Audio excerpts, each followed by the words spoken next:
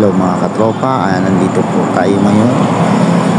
Ngayon ay susubukan po tayo na cellphone ko po to na nasira at pinila ko sa Shopee ng touchscreen. Ito po ay Redmi Note 9.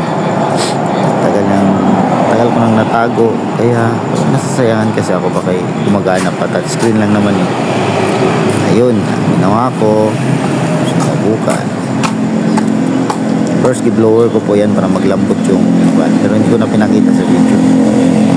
Yan, ilangkat mo pre. Yan, ilangkat ko na. Maglambot na siya. Yan po. Yan na po yung dating screen. Yan na po yung bagong lalagay ko. Dali lang talaga yan. Tsaka kung wala kang blower, pwede naman kukunin na lang yung lugitin na lang. Kung may panggugit ka kasi diba sira na. Yan yung bago.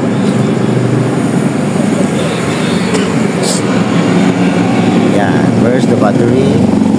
Yung paglagay ko ng mga summing ng battery, ano lang po yan, medyo tricky lang yan. Kumbaga kapakapay mo kung saan yung parang butas niya or saan siya nalapat, tapos pag push mo mag-lock siya dun sa loob. So huwag mo lang pilitin pag hindi magawin kayo, baka masira ang board. Yan, ganun po. Dahan-dahan ko lang po. Kung baka pakiramdaman ko, dapat magaling kang mag-finger. Ayan, pinagintay ko po. Try natin on testing.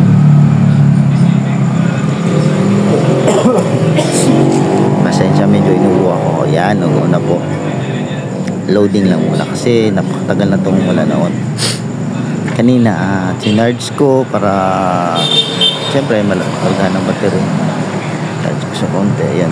At yan, tatanggalin po natin. Kailangan nyo po talaga tanggalin yung plastic dyan sa camera, front camera, kasi may time na hindi ko natanggal, tapos paglagay ko to sa gluhan ko, naku, hindi ko na matanggal.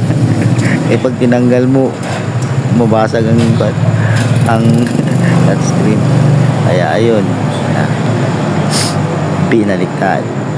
At yan, kakabit ko na po yung plastic sa baba. Diyan po yung nakalagay yung charger nya, type C, speaker, vibrator, unsa ba to?